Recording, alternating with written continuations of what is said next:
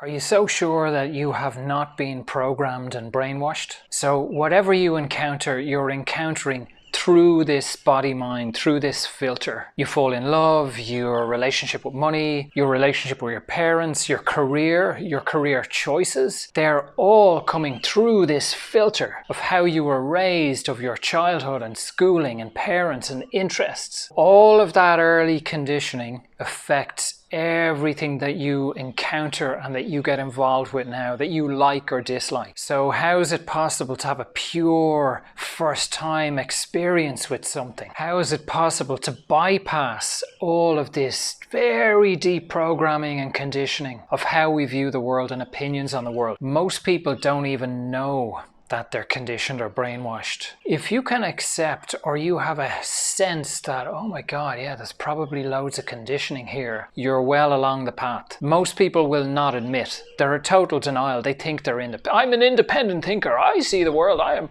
unique. Oh, I'm awake. I'm aware of what's happening. That means they're in trouble. That means they're living through all of this conditioning and programming, and they have no awareness that it's influencing and affecting everything they do. They're living as a robot. They're living as all this reactivity and programming. But eventually, some of us start to realize, there's something going on here. There's something beneath all this programming.